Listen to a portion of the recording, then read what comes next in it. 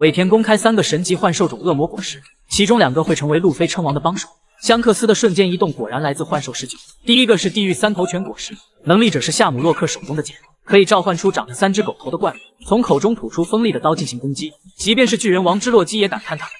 很难在地狱3头犬的攻击下存活下来。而且夏姆洛克已经将它开发到觉醒状态，脖梗处缠绕着黑色焰云，很是霸气。至于有什么特殊的能力，暂且还未公布。神之骑士团作为伊姆的王牌战队，夏姆洛克手中的地狱3头犬果实必定是路飞成为海贼王的阻碍。第二个是幻兽业火大神果实，从艾尔巴夫的哈雷神典可以知道，在1100多年前，太阳神尼塔尔来到世间，带领当时的奴隶们追寻自由，惹怒了大地之神以及夜火之蛇，他们联手用死亡和黑暗吞噬整个世界。其中夜火之蛇就是一个恶魔果实，能从口中吐出熊熊燃烧的火焰。从夏姆洛克邀请洛基加入神之骑士团看，这位巨人国王子可能就是夜火之蛇。他吃下了艾尔巴夫世代相传的恶魔果实，也难怪敢说自己能摧毁任何海贼团。目前草帽团正在寻找解开洛基锁链的钥匙，他也会成为路飞对抗伊姆的重要帮手。第3个是幻兽种施救果实，能力者是香克斯的佩剑格里芬。之前就有海米推测红发团有能力者具备让自己和其他人瞬间移动的力量，才能让红发海贼团在1天之内击败凯多和岩灾境后抵达马林范多。香克斯在用神臂秒杀基德的时候，就有一只红色的施救出现在他前面。难道说香克斯与亲哥哥夏姆洛克一样，都有一把吃了恶魔果实的佩剑？而且从夏姆洛克和洛基的对话可以知道，在罗杰解散海贼团之后，香克斯曾回到过圣地玛丽乔亚，因为不喜欢天龙人的生活选择离开。应该就是在那个时候得到了吃下施救果实的格里芬。暴君雄一句话找出多拉格的弱点，赤犬舍弃性命也要将其抹杀，却是五老星联手也除不掉的存在。多拉格的实力有多钱，一直是谜一样的存在。有人说他赏金高达50亿贝利，完全不输当今的四皇。当年路飞在罗格镇被巴基当众处刑，多拉格操控着风雨雷电登场，用一道闪电击中巴基，护送大儿子安全出航。结合革命军的所有人都戴着防风眼镜，不难推断出他说吃的恶魔果实就是自然系风暴果实。目前多拉格还没有展示过3色霸气的强弱。从萨博17岁能掌握见闻色和武装色来看，多拉格的这2种霸气绝对也是最顶尖的存在。作为多拉格的儿子，路飞拥有100万分之一的霸王色。卡普也曾说过那是与生俱来的，结合卡普也会霸王色，可以确定多拉格也拥有王者资质。不出意外，也掌握了最顶尖的缠绕攻击。如此强悍的多拉格，却被暴君雄一句话找出了弱点。当年还在革命军中的大雄发现多拉格去东海的风车村，就询问多拉格经常去那里做什么。没想到多拉格对此特别愤怒，直接来一句：如果想要我的命就继续问下去。随后又补上一句：孩子永远是父母最大的软肋。如此来看，多拉格的弱点就是大儿子路飞。刚出海的路飞战斗力不强，很容易被敌人当成弱点。赤犬在顶上战争得知路飞是多拉格的儿子，不管任何人来阻挡，也要将路飞的命留在马林范多。年轻的多拉格也是海军成员，赤犬很清楚他的实力强弱，担心路飞会成长为他老爸一样的强者。不过现在的路飞已经不能算是多拉格的弱点，不仅拥有一群强悍的同伴，自身也拥有4皇级战斗力，对3种霸气的修炼都达到了最顶级的水准。还吃了传说中的幻兽种尼卡果实，拥有世上最胡来的力量。在弹头岛冒险，能一只手抓住黄猿，一只手按住萨坦圣。不过当下路飞的处境很危险，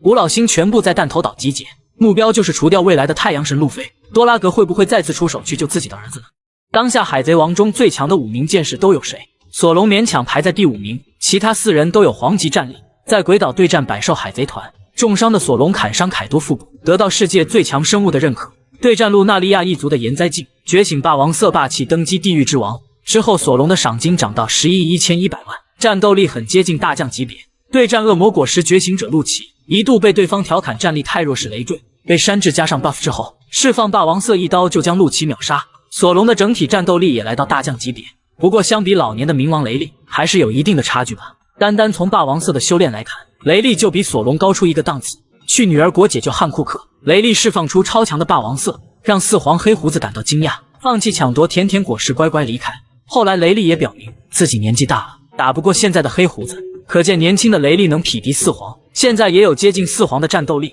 鹰眼作为世界第1大剑豪，战斗力却不是剑士中最强的。当年在顶上战争，鹰眼就表明过实力与白胡子差距很大。虽然说鹰眼与香克斯有过决斗，结果是打成平手，不分胜负。当年的香克斯还没当上4皇，战斗力也不是最巅峰状态。海军却非常认可鹰眼的战斗力，强调他的剑术在香克斯之上，给出了35亿9千万的赏金，认可他具备4皇级别的实力。五老星中的光头剑士叫奈斯兽狼圣，目前他正在弹头岛对战和平组织。从战斗画面可以确定，他手中的佩刀是一把黑刀，斩杀敌人会出现冰封效果，应该就是妖刀初代鬼彻。内斯受狼圣还是动物系觉醒者，拥有霸王色霸气，他的战斗力应该能匹敌萨坦圣，绝对能达到4皇级别。而且内斯受狼圣还没展示全部实力，说不定比鹰眼更强。白胡子去马林范多救艾斯丢掉性命，凯多和大妈在和之国被路飞等人打败。香克斯毫无争议是当今的最强4皇，他的霸王色能造成物理伤害，拥有让敌人见闻色失效的见闻杀，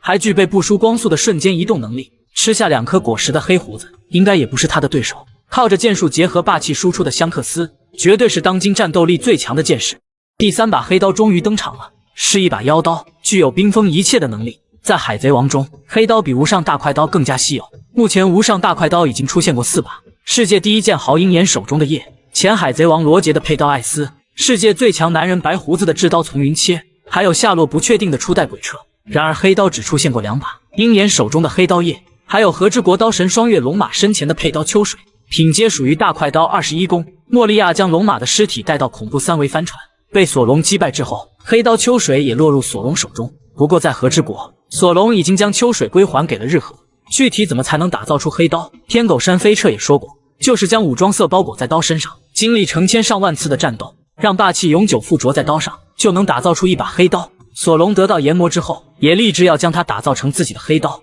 不过在海贼王漫画1110话中，第3把黑刀已经登场，就是五老星内斯受狼圣手中的佩刀。从他对战和平主义者来看，刀身与秋水一样是黑色的，而且内斯受狼圣手腕没有变黑，说明并不是缠绕武装色所致。索隆对战路期使用了武装色，刀身和胳膊一样变成黑色，可见内斯受狼圣手中所拿的就是一把黑刀。斩杀和平主义者的伤口会被冰封，应该是刀本身的能力。之前有不少海米推测，内斯受狼圣手中的刀是初代鬼彻，属于无上大快刀12弓，现在来看还是一把黑刀。作为五老星中唯一的剑士，有能力将初代鬼彻打造成黑刀。那么问题来了，索隆是将2代鬼彻打造成黑刀，还是击败五老星内斯受狼圣，抢走初代鬼彻当自己的黑刀呢？黄猿在弹头岛战斗暴露致命缺陷，也难怪赤犬当时不敢让他去和之国。纵观黄猿的所有战斗，海米曾找出他存在的缺点，就是吃了最快的恶魔果实，却拥有最慢的施法前摇。去香波地群岛抓捕草帽一伙，踩在索隆身上练习高抬腿，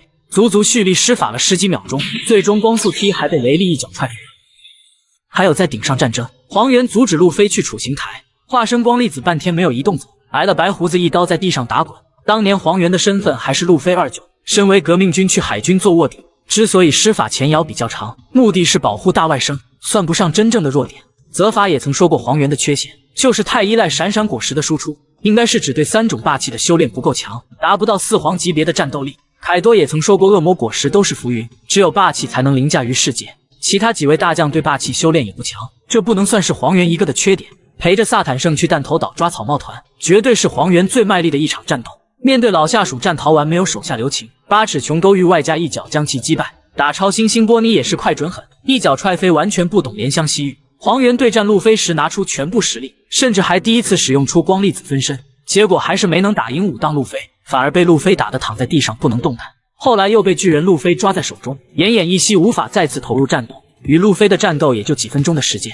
黄猿就表现出体力不支的情况。反观大将青雉与赤犬的对决，2人大战5天5夜才决出胜负。现在来看，泽法说黄猿太依靠果实，是指他疏于训练，体力跟不上。回想当时黄猿主动请求去和之国，赤犬用那里存在武士拒绝了，并不是赤犬害怕所谓的武士，而是知道黄猿有体力不足的弱点。去和之国对战凯多的百兽海贼团，都是动物系能力者，可以持久战斗。黄猿与他们战斗体力处于劣势，很可能会在那里丢掉小命。在众多大佬的眼中，一直吊儿郎当的黄猿真的是最弱的海军大将吗？当年路飞在马林范多一拳打飞天龙人查尔罗斯圣，黄猿立马踩着炮弹抵达现场，一脚光速踢干爆一棵巨大红树。霍金斯有点装逼过度，对黄猿的问题爱答不理，亲身感受了一波什么叫速度就是力量。其他几个超新星也没能幸免，一人挨了一脚倒地不起。面对草帽团的成员时，黄老爷子多少有点手下留情，踩着索隆练习高抬腿，就是不给未来的第一剑豪最后一击，因此也被海米调侃是革命军卧底。路飞的2舅舅，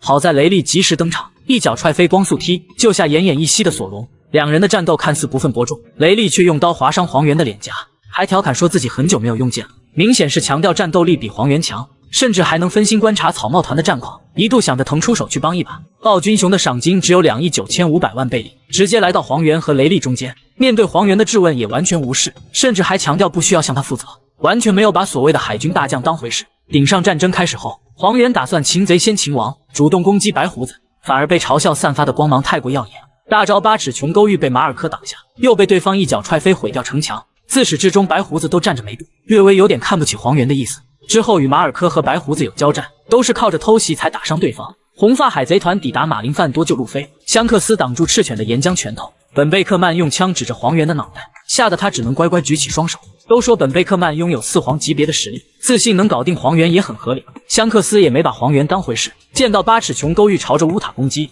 立马拔出格里芬全部挡下，紧接着用刀架在黄猿的脖子上。所谓的海军大将在香克斯眼中也是拔刀就能轻松砍杀的弱者。去弹头岛对付草帽一伙，黄猿与武当路飞战斗完全处于劣势，闪闪果实的所有攻击都没效果，反而被路飞打倒在地不能动弹。萨坦圣开启恶魔果实觉醒形态，让周围所有的人都不能动弹，然后对着黄猿略带鄙视的说了一句：“你真的是因为我才不能动的吗？”可见萨坦圣是在嘲讽黄猿没有打过路飞，认定他的战斗力不如4皇。后来黄猿用天丛云剑贯穿贝加庞克，也彻底证实他不是革命军的卧底。一口气看完艾斯的9场战斗，你还会觉得他没有大将级实力吗？戈亚王国的不确定之物终点站被烧毁，艾斯和路飞没来得及逃出去，正好被死对头布鲁杰姆抓住。就在路飞性命受到威胁的时候，艾斯爆发霸王色霸气，震晕所有人，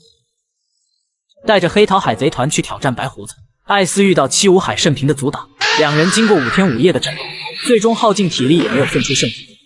就在此时，白胡子海贼团全员抵达，见到世界最强男人就在眼前，艾斯立马筑起一道火墙掩护同伴撤退，自己连一招都没能挡住，惨败倒地。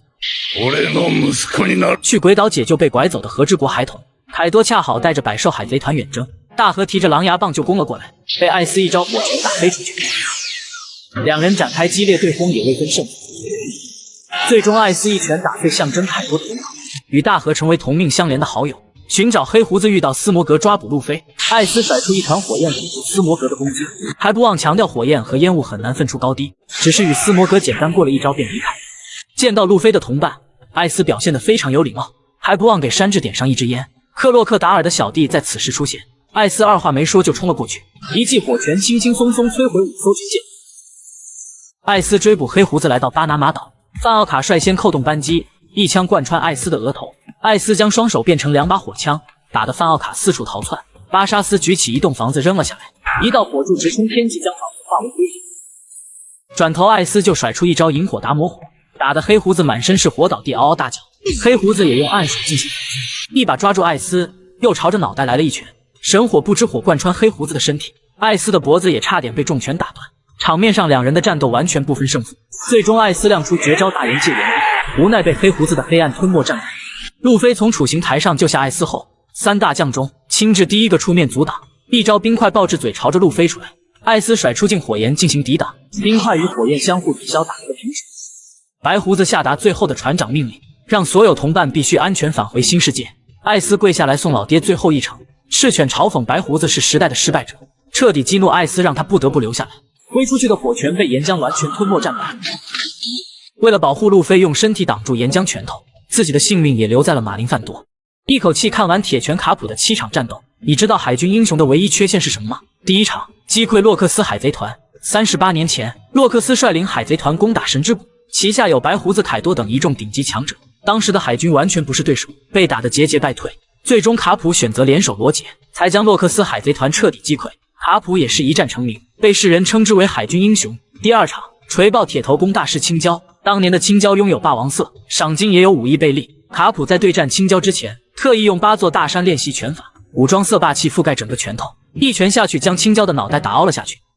第三场霸禅对轰罗杰，据说卡普多次将罗杰逼入绝境，剧情中还没出现过具体的战斗。卡普和罗杰都拥有最顶级的霸禅攻击，两人战斗的场景也应该非常简单，就是罗杰将霸王色缠绕在艾斯上，与英雄卡普的铁拳进行霸禅对轰。第四场逮捕金狮子时机，罗杰抵达拉夫德鲁后主动向海军自首，金狮子得知后很是气愤，一个人闯入海军基地，卡普和战国联手出击，毁掉半个马林范多，鏖战3天3夜才将金狮子关入推进城。第五场一拳打懵马尔科，趁着3位大将出动对战白胡子海贼团，马尔科打算偷袭处刑台救下艾斯，卡普迫不得已出击，一拳将马尔科击落。顶上战争完结几天后，马尔科的脑袋依旧没有痊愈。第六场被路飞一拳打飞，靠着白胡子海贼团全员的保护，路飞终于来到艾斯所在的处刑台。身为海军的卡普不得不站出来阻挡，不过在面对路飞的拳头时，他选择闭上眼睛放水，脑袋结结实实挨了2档路飞的一拳。第7场，卡普暴揍巴沙斯，得到能毁灭世界的阵阵果实后，黑胡子扬言要将马林范多彻底毁掉。大佛战国从天而降，一巴掌将黑团全员拍吐血。随后黑胡子与战国单挑，巴沙斯跳出来给船长帮场子，结果被卡普一拳头从空中击落。紧接着联手战国对抗整个黑胡子海贼团。第8场，卡普为救爱徒单刷蜂巢岛，得知科比被黑胡子抓走后，卡普立马带着 SWORD 成员闯入蜂巢岛，上来就是一招银河冲击，几乎将一座城镇彻底摧毁。大将亲自站出来主动，被一招海底落下打入地底之下。还是溪流了解卡普的缺陷，佯装攻击科比贯穿卡普腹部，不过卡普还能拖着重伤的身体，一拳砸在恶政王的脑袋上，掩护科比击碎巨大手臂，让 SWORD 成员安全逃离。最终卡普惨遭亲制的人围攻，重伤战败，至今下落不明。佛之战国的最强一战暴露自身缺陷，黑胡子对他的评价果然是正确的。战国是所有海军大将之中唯一确定拥有霸王色的人。卡普还在满世界的追捕罗杰海贼团的时候，战国已经晋升为海军大将，与世界最强男人白胡子打得不可开交。抵达拉夫德鲁得到 One Piece， 罗杰主动向海军自首。当年金狮子在埃特沃尔海战差点将罗杰海贼团团灭，得知罗杰被捕，很是气不过，一个人闯入海军基地马林范多。战国和卡普联手出击，鏖战5天5夜才将金狮子击败。那场战斗还不确定战国是主力，也不能说他的实力在金狮子之上。顶上战争是战国出手最多的战斗，也是暴露出他存在的唯一缺陷。白胡子随队抵达马林范多后，战国忙于指挥，并没有参与战斗。直到路飞抵达处刑台，他才展示真正的形态，变成一尊金色大佛，一拳头下去，仅仅将3档路飞打漏气，明显是碍于卡普的面子在放水。黑胡子在推进城招募完伙伴，带着全团成员抵达马林范多，仗着暗暗果实能吸收一切攻击，完全没把自己的老爹当回事，结果被一刀砍倒在地，只能惊慌失措地喊爸爸，饶自己一条小命。最终还是联手所有小弟干掉黑胡子，得到能毁灭世界的阵阵果实。黑胡子叫嚣着自己天下第一，还扬言能将马林范多彻底摧毁。元帅战国再一次变成大佛形态，从天而降，一巴掌将黑胡子全团拍吐血。与黑胡子1对1战斗，从场面上看可以算是不分伯仲。随后卡普也加入战斗对抗黑胡子海贼团，还被黑胡子评价为2个过气的糟老头子。直到香克斯抵达马林范多，双方的战斗才彻底终止。黑胡子不敢对抗红发海贼团，带着所有手下乖乖离开。战国也解除大佛形态，答应香克斯带走白胡子和艾斯的遗体。整场顶上战争下来，战国2次变成大佛形态，维持的时间却很短。反观同样是动物系能力者的凯多，可以长时间的使用果实能力。难道说战国的唯一缺点就是大佛形态维持的时间非常短吗？而且战国辞去元帅职位2年后，就变成一个满头白发的糟老头。不得不说，黑胡子当年对他的评价还真的是一点都没有错。最新的 SBS 第108卷公开鹰眼的过去，他曾经遭受过自己同伴的严重背叛，海军的某些行为让他经历过悲惨人生。七武海制度废除之后，鹰眼接受老沙邀请成立十字工会，成为巴基四皇团的核心干部，赏金也涨到35亿9千万贝里。同时还公布鹰眼过去曾是一名海军猎人，依靠猎杀海军维持生活。不过他的身上还有很多未解之谜，与香克斯的那场传说决斗到底是什么样的结果？是否拥有霸王色霸气，以及会不会霸王色缠绕攻击？还有他击败的上一位世界第一大剑豪又是谁？从鹰眼的驻地和穿着打扮看，他很可能是一位贵族，甚至有不少海迷推测，鹰眼和多弗朗明哥一样是天龙人。在 SBS 第108卷中，有海迷询问尾田，老沙曾说鹰眼是一名海军猎人，这与他当七武海有关联吗？尾田回答的原话是，米霍克过去的经历让他恨上海军，并且还遇上了严重的背叛，所以在孤独这方面跟无法相信人性的克洛克达尔是同类，心里是有一部分厌世的。加入七武海是因为这样至少不会再被海军追捕，能平稳过日子。但是如今这个净土也失去了，就想着躲在巴基的影子底下。从这段话可以推断出，海军的某些行为让鹰眼经历悲惨，或许就像罗宾一样，因为掌握着某种能力或信息，惨遭海军的迫害。与此同时，还可以确定鹰眼曾经也有过同伴，不过遭到了严重的背叛。或许鹰眼也曾组建过自己的海贼团，不过在背叛中无奈解散了。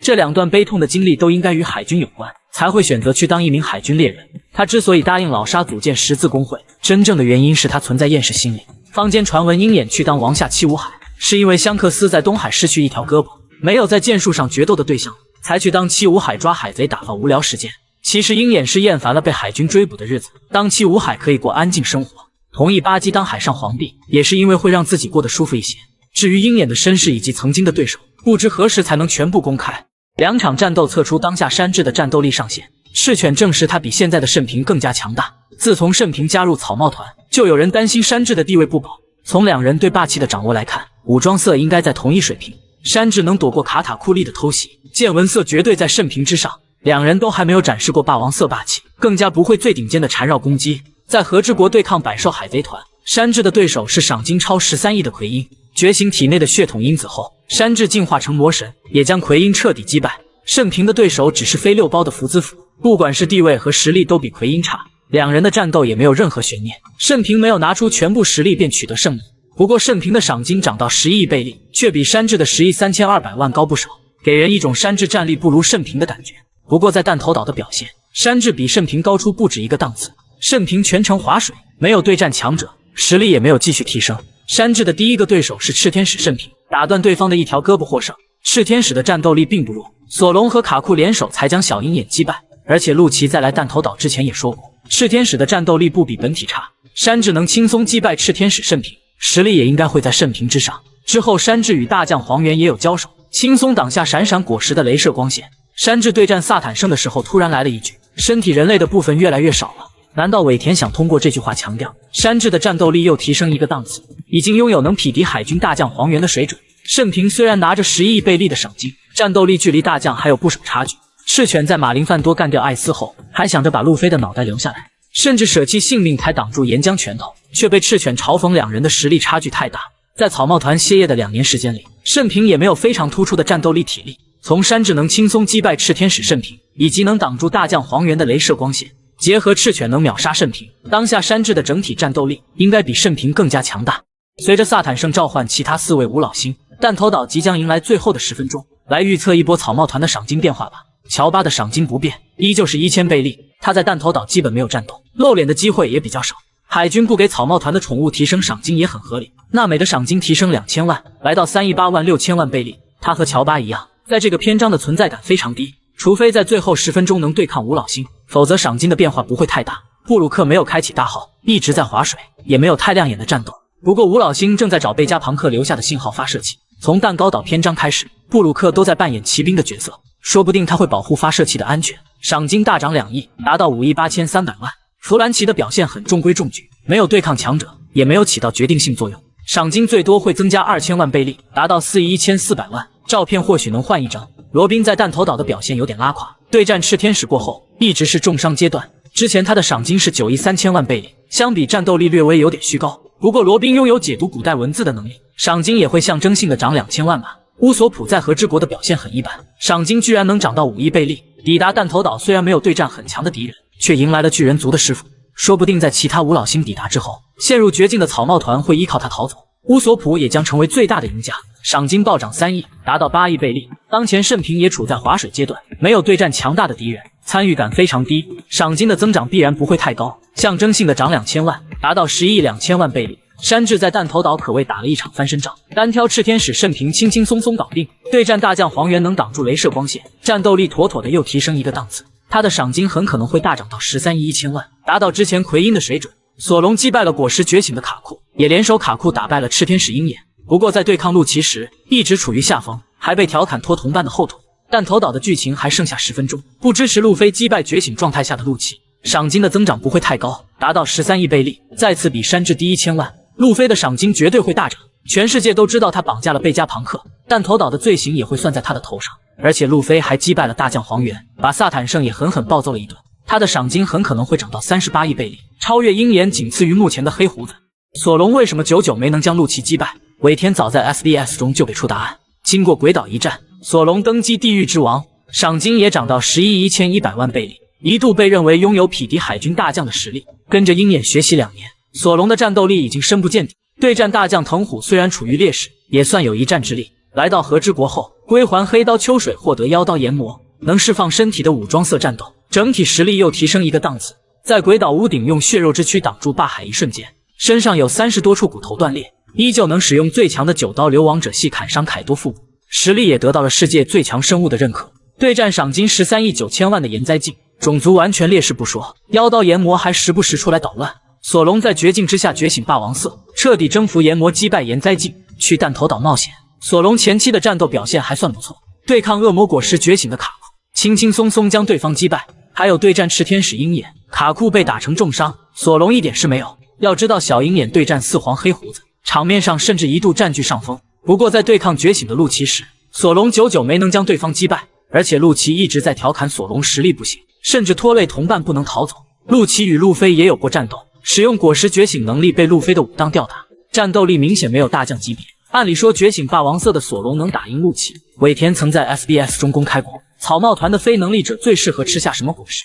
娜美应该吃下响雷果实，成为真正的天后女王，战斗力仅次于路飞。给索隆安排了凯多的鱼与果实青龙形态，这也表明当下索隆存在的缺陷，依靠鱼与果实可以完全弥补。索隆对战过觉醒卡库，又对战过炽天使鹰眼，对他的体力消耗很大。反观陆琪是动物系果实觉醒者，身体已经恢复到最佳状态。索隆久久不能击败陆琪，应该是体力和身体状态欠缺，难怪尾田会给索隆安排鱼与果实，让他的持续作战能力更强，打陆琪也不会陷入如此苦战的境地。他被誉为世界第一大剑豪，却砍不死赏金1500万的海贼，也打不过赏金8100万的最弱七武海。他身后背着无上大快刀，却总是用胸前的小刀虐菜，还藏着一把菜刀，用来泡徒弟的老婆佩罗娜。这一点非常像冥王雷利，把徒弟的老婆汉库克搂在怀里。他就是鹰眼乔拉克尔米霍克，当年在海上餐厅追杀东海的霸主克里克。不知天高地厚的索隆站出来挑战，鹰眼拿出十字架嘲讽道：“没有比这再小的刀了。”将索隆按在地上狠狠摩擦了一顿。见到索隆宁可丧命也不退缩的气魄，才拿出黑刀叶将索隆彻底击败，并激励索隆会在最强的位置等他。路飞的赏金涨到3000万贝利，鹰眼拿着悬赏令去找香克斯，吓得红发海贼团的成员惊慌失措。香克斯也是黑着脸，表情严肃，还强调没有心情与鹰眼决斗。鹰眼却直接来了一句：“不会与断臂的残废人战斗。”难道是在强调自己比四皇香克斯更强吗？顶上战争刚刚开始，鹰眼主动攻击世界最男人白胡子，黄猿和赤犬也感到非常惊讶，不敢相信让人畏惧的鹰眼会如此主动。鹰眼并不是想战胜白胡子，只是想测试自己与对方的差距。黑刀叶挥出的蓝色斩击被乔兹挡下，他也只能乖乖放弃攻击，算是认定世界最强剑豪还比不过世界最强男人。见到路飞空降马林范多，鹰眼决定不给香克斯面子，提着无上大快刀叶追杀路飞。他想要看看路飞到底能走多远。陷入绝境的路飞抓住巴基当武器，朝着鹰眼就扔了过去。巴基也是非常给力，任由鹰眼砍伤10000刀，也是毫发无伤。回头还不忘扔出一颗巴基弹，完全没把所谓的最强剑豪当回事。没能斩杀赏金1500万的巴基，只能说最强斩击也不如霸王色运气。盛平本想着站出来保护路飞，结果连鹰眼的一招都没能挡住，被打飞出去，跌入大海之中。同样是七武海，差距还真是有点大。达兹波尼斯也想给路飞帮帮场子，也是没扛住鹰眼的一刀战败，还得是克洛克达尔亲自出手，拿着8100万的赏金将鹰眼挡下，直接来了一句：“老子现在很烦，你最好给我小心点。”鹰眼也是很给面子，给了老沙一个面子，直接放弃追杀路飞。在世界会议上，七武海制度被废除，海军立马出动逮捕他们，鹰眼也不得不离开驻地。此时老沙打来电话，提议二人联手组建十字工会，却在找巴基要债的时候，莫名其妙帮助巴基当上四皇。鹰眼的赏金涨到36亿9千万贝利，超越刚刚登基四皇的路飞。难道还不能证明鹰眼拥有四皇级别的战斗力吗？罗的手下中隐藏着一位顶级强者，他的能力不输赏金高达8亿的海贼。在和之国大战中，罗和基德联手击败四皇大妈，两人的赏金都涨到30亿贝利。可是，在对抗四皇海贼团时，基德和罗的表现简直是天壤之别。在巨人岛埃尔巴夫遇到红发海贼团，基德本想着主动出击打个先手，却被香克斯一招霸王色缠绕神臂秒杀。副船长基拉也被附带攻击重创。东利和布罗基用出联合技能霸国，将基德海贼团彻底摧毁。在圣者岛遇上四皇黑胡子，红心海贼团的表现让人眼前一亮。黑胡子海贼团率先发难，卢 Q 利用病病果实将罗变成大美女，对战凯多和大妈让罗明白强大的武装色霸气能驱散恶魔果实能力。黑胡子骑在毒 Q 的头上继续攻击，罗发动手术果实觉醒能力，将吃了天马果实的壮壮拦腰劈开。黑胡子和毒 Q 也差点跌入海中，罗继续使用手术果实觉醒能力反击，一招 RIM 将贯穿黑胡子的身体。最终罗被黑胡子用暗暗果实击败，战斗表现足以配得上30亿的赏金。佩金和夏奇特别擅长海战，利用海水破坏毒 Q 的苹果炸弹，随后对黑胡子的海贼船发动攻击，在大海中的战斗表现不输黑团干部。贝波来自毛皮族，也是红心海贼团赏金第二高的人，足足有500贝利，平时给人一种憨憨的感觉，战斗表现也很一般，而且胆子还特别小心。经过和之国一战，贝波从乔巴获得强行变成月亮狮子的方法，在罗被黑胡子击败后，贝波一巴掌拍飞黑胡子等人，救走自家船长。红心海贼团还有一个人，他的名字叫强巴鲁，身材也异常高大。当年在香波地群岛，别人忙着对抗海军，罗却在招募奴隶强巴鲁当伙伴。在对抗黑胡子海贼团时，强巴鲁表现出的防御力不输任何顶级强者。贝波发现范奥卡准备偷袭罗，强巴鲁立马移动过去，用身体保护罗，子弹打在他的身上没有造成任何伤害，甚至连强巴鲁的衣服都没打破。去蛋糕岛抓捕三眼族的布林，范奥卡的子弹能打碎克利架的饼干人。克利架拥有8亿6千万的赏金，他的饼干人能挡住路飞4档的攻击，因此也有海米戏称范奥卡能一枪一个饼干人，妥妥的海上第5皇。强巴鲁能无伤挡住范奥卡的子弹，防御能力完全不输第3将新克利架。难道说强巴鲁是红星海贼团的隐藏强者，是仅次于5皇范奥卡的第6皇吗？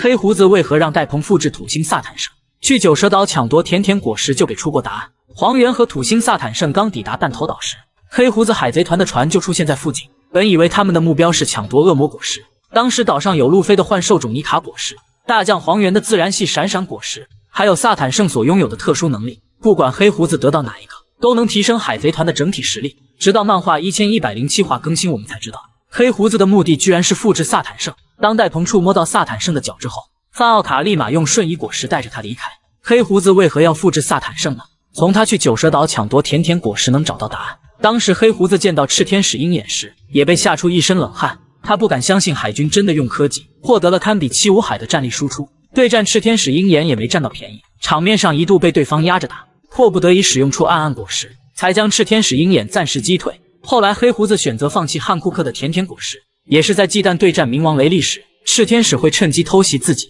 黑胡子见识到赤天使的强悍战斗力，才让戴鹏去弹头岛复制土星萨坦圣，目的就是为了掌握赤天使的最高控制权，即便在未来的战斗中对上海军，也不用畏惧他们的科技战斗力。还有一种可能，黑胡子想借助萨坦圣的身份，去圣地玛丽乔亚抢夺天龙人的大秘宝。自从在马林范多得到阵阵果实后，黑胡子海贼团一直在提升实力，2年间抢夺到很多神级果实，团队每个人的战斗力都得到提升。他们的下一个目标很可能就是毁灭世界的远古兵器。多弗朗明哥曾经说过，在圣地玛丽乔亚，天龙人藏着一件大秘宝。当年海军召集七武海时，黑胡子与明哥坐在一起，好像在谈论什么。如果黑胡子认为那件秘宝就是天王，很可能会闯入玛丽乔亚将它抢走。现在戴鹏复制到萨坦圣的模样，潜入天龙人的大本营简直轻而易举。而且黑胡子很快就能见到卡里布，也会得知海王和冥王的下落。一旦获得3件远古兵器，还有谁能阻止黑胡子称霸世界呢？